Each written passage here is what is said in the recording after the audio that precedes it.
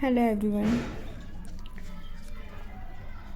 This class is about tenses. Tenses को हिंदी में हम बोलते हैं काल. ठीक है. अब टेंसेस हमारे कितने टाइप के होते हैं? टेंसेस हमारे होते हैं 3 टाइप के. There are 3 kinds of tenses. ठीक है. अक्सर क्या होता है कि जब भी हम इंग्लिश बोलने की कोशिश करते हैं तो हमारे दिमाग में ना यही चलता रहता है कि कौन सा प्रेजेंट का आएगा, पास्ट में क्या होगा, हम कैसे वो अपने सेंटेंस के स्ट्रक्चर को फ्रेम करें, है ना. तो उसके लिए टेंसेस ना ज़रूरी हो जाते हैं. TENSE गलत है थोड़ा. हाँ, तो टेंसेस होते हैं. तो ये 3 टाइप के होते हैं. नंबर 1 हमारा होता है प्रेजेंट. नंबर 2 हमारा होता है पास्ट. नंबर 3 हमारा होता है FUTURE फ्यूचर. ठीक है. अब इसमें क्या होता है, प्रेजेंट को हम बोलते हैं हिंदी में वर्तमान. पास्ट को हम बोलते हैं हिंदी में भूत. फ्यूचर को हम बोलते हैं हिंदी में भविष्य.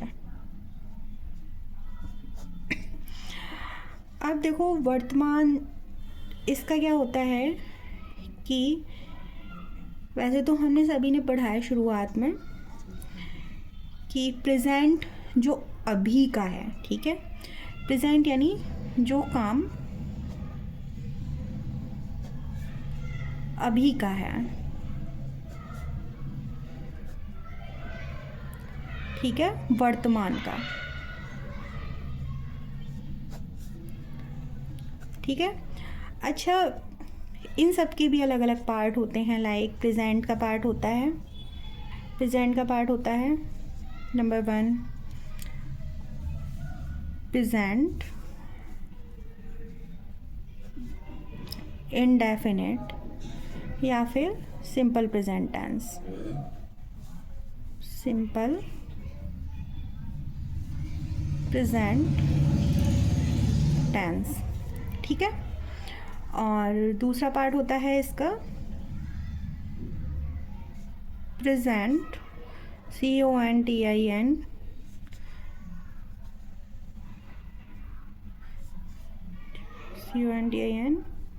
Continuous tense. ठीक है. नंबर 3 पार्ट होता है इसका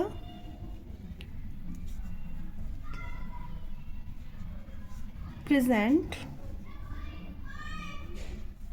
परफेक्ट टेंस. नंबर 4 पार्ट होता है प्रेजेंट परफेक्ट CONTINUOUS. ठीक है. ये पार्ट्स होते हैं. तो सेम हमारा इसका पास्ट भी होता है. सेम हम इसको इससे भी कनेक्ट कर लेंगे. पास्ट इंडेफिनिट या फिर simple past tense, past continuous tense, past perfect tense और पास्ट परफेक्ट कंटिन्यूअस टेंस. ये सेम फ्यूचर का भी हम इससे कनेक्ट कर लेंगे. फ्यूचर इंडेफिनिट टेंस या सिंपल टेंस या फिर फ्यूचर कंटिन्यूअस टेंस और फिर future perfect tense, future perfect continuous tense. ठीक है. तो ऐसे हर इसके टेंस के 4 पार्ट्स होते हैं. अच्छा, इसमें क्या होता है प्रेजेंट इंडेफिनिट या प्रेजेंट सिंपल प्रेजेंट टेंस में हमने बचपन से ही पढ़ा है कि जिन हिंदी वाक्यों के अंत में ता है, ती है, ते हैं, ता हूँ, ये सब आते हैं. ठीक है. उनको हम प्रेजेंट इंडेफिनिट कहते हैं. चलो इसकी डेफिनेशन देखते हैं.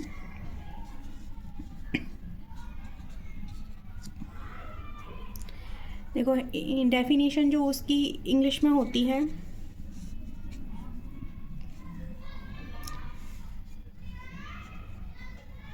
these tenses end with verb s और es, ठीक है। या फिर जिन हिंदी वाक्यों के अंत में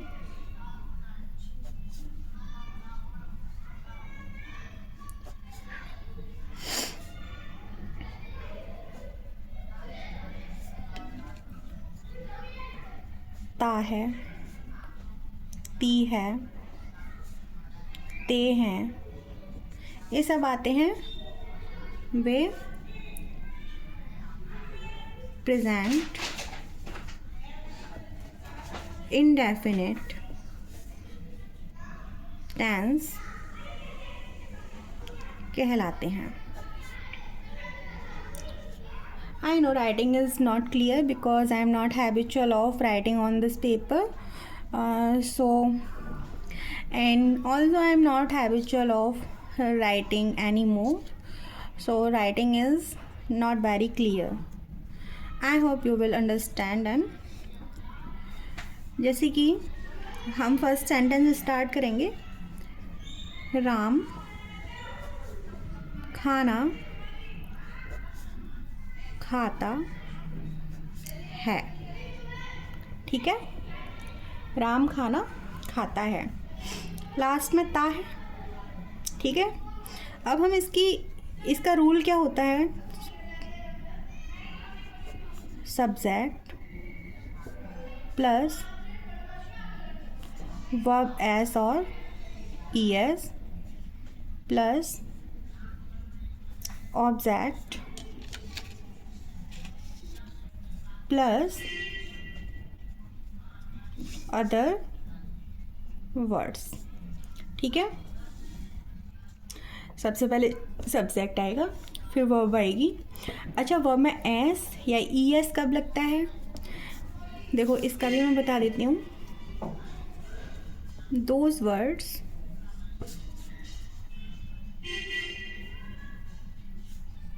and with double S O SH CH X ETC,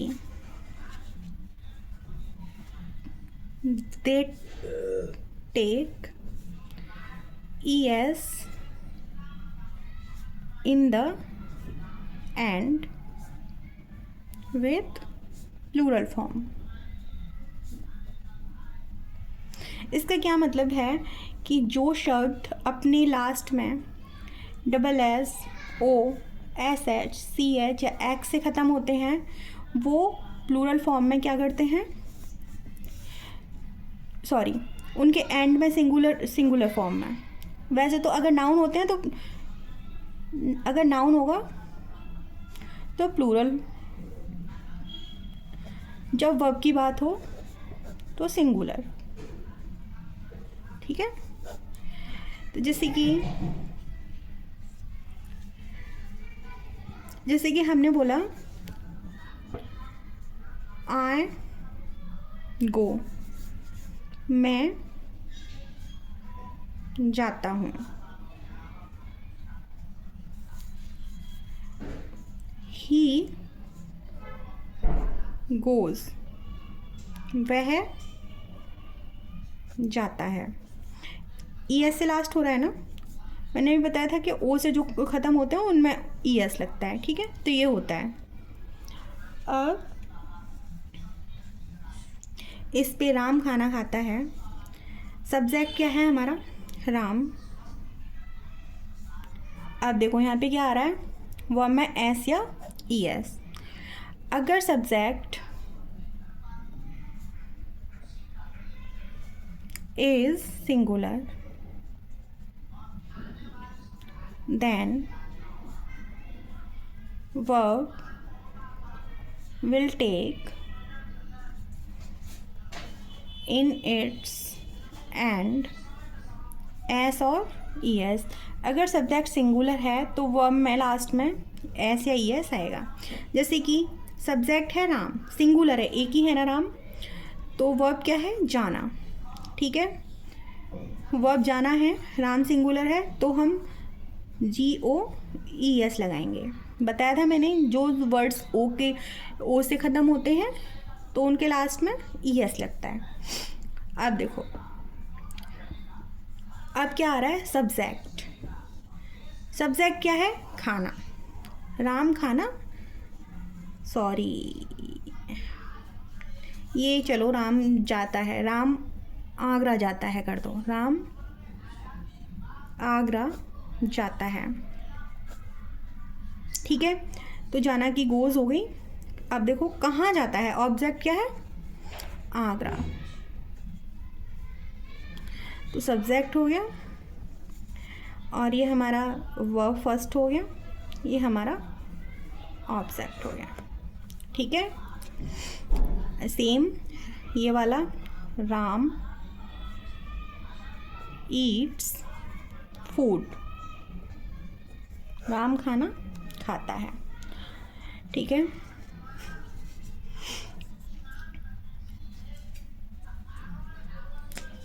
अब देखो, अब हम आते हैं नेगेटिव वाले क्वेश्चंस पे।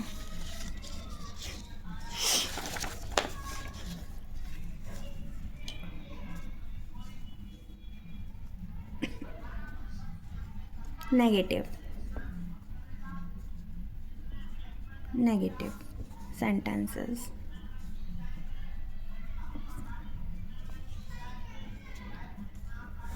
हमने पीछे वो बनाया था, राम खाना खाता है, महिमा स्कूल जाती है। ठीक है, अब देखो इसका मैंने आपको बताया था कि सब्जेक्ट आएगा राम, खाना की आएगी EATS, सिंगुलर है तो ऐसा आ जाएगा, खाना मील कर दो या फिर फूड कर दो, फूड या MEAL। अब देखो हम इसका नेगेटिव बनाएंगे, तो इसका नेगेटिव का रूल क्या होता है, subject plus do does plus not plus object plus other words, तो ये होता है। हम इसमें डू या डज लगाते हैं। डू कब लगाते हैं, जब सब्जेक्ट सिंगुलर है, सॉरी डज कब लगाते हैं, जब सब्जेक्ट सिंगुलर है, और डू कब लगाते हैं, जब सब्जेक्ट प्लूरल है। अब हम इसका जब नेगेटिव बनाएंगे तो कैसे बनाएंगे नेगेटिव, हम इसका Ram subject do does, do does का क्या कॉन्सेप्ट होता है, प्लूरल के लिए डू आएगा और सिंगुलर के लिए डज आएगा, तो प्लूरल क्या है, डू, और सिंगुलर क्या है, डज। तो हमारा सब्जेक्ट है सिंगुलर, तो क्या आएगा, does plus not plus object क्या है, इसके बाद में आएगा डज नॉट प्लस वर्ब की फर्स्ट फॉर्म प्लस ऑब्जेक्ट, तो does not eat food, Ram नहीं खाता है खाना। ठीक है, यानी कि राम खाना नहीं खाता है। अब देखो महिमा स्कूल जाती है, महिमा सब्जेक्ट प्लस क्या था, वह में एस या ES, तो महिमा सिंगुलर है तो आएगा GOES, गोज़ कहाँ पे जाती है, टू स्कूल। अगर हम इसका नेगेटिव बनाएं तो क्या होगा, महिमा स्कूल नहीं जाती है। ठीक है, तो महिमा स्कूल नहीं जाती है, तो क्या होगा, सब्जेक्ट आएगा पहले महिमा, फिर क्या आएगा, डू या डज, डज आएगा, फिर नॉट, वर्ब की first form go, to school. ठीक है, अब I took examples of singular subject. Now I am taking examples of plural subject. मैं पढ़ता हूँ,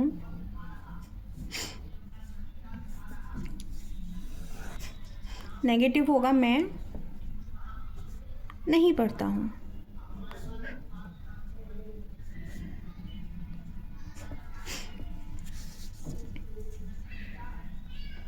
हम क्रिकेट खेलते हैं, और इसका नेगेटिव होगा हम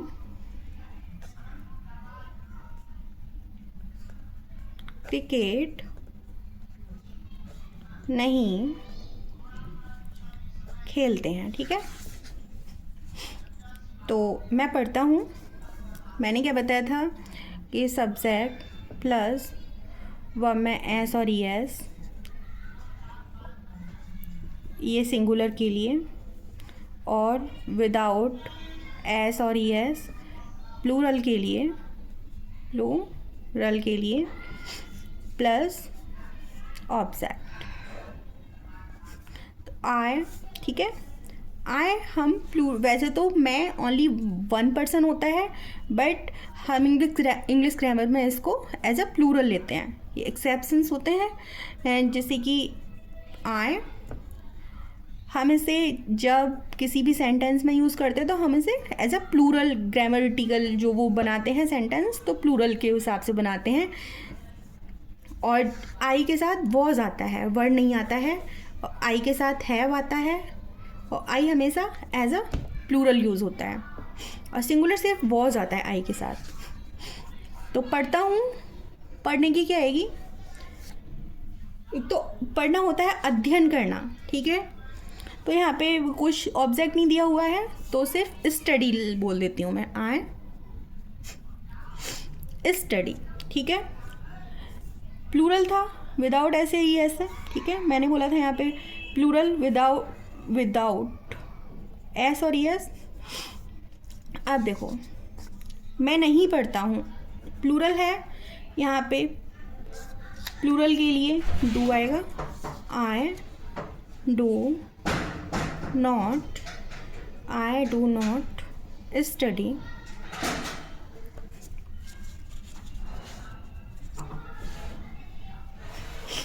हम क्रिकेट खेलते हैं, प्लूरल है, वी, आई टोल्ड that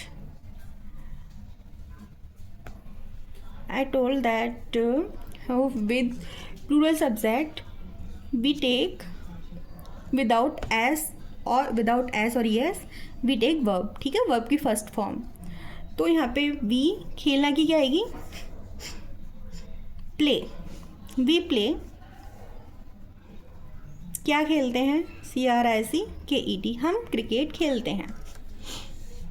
हम क्रिकेट नहीं खेलते हैं, वी, प्लूरल है, डू आएगा, do not play cricket.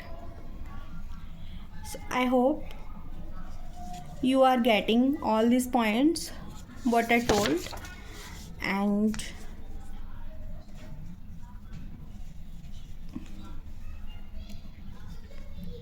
there are the few tenses I am giving you।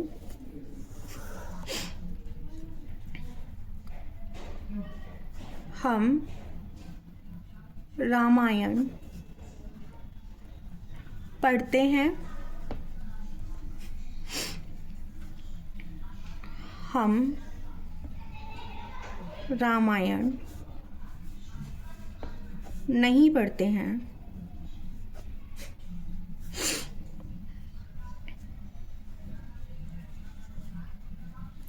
वे लड़ाई करते हैं। वे लड़ाई नहीं करते हैं। हम, वी यहाँ पे पढ़ने के लिए, बोल के पढ़ने के लिए आ रहा है, रीड आएगा। वी रीड, होली बुक है, आर्टिकल द आएगा, the Ramayana. We do not read the Ramayana. They FIGHT fight, they do not FIGHT fight. Okay,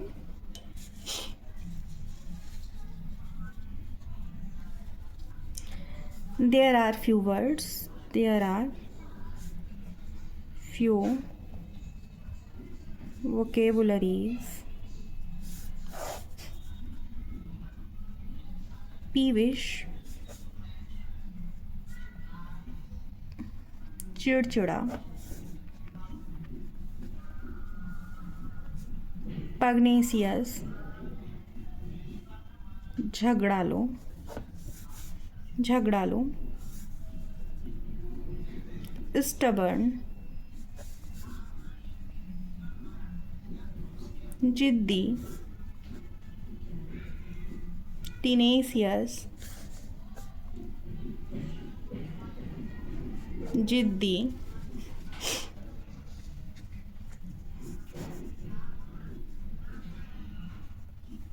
remorse, पश्चाताप,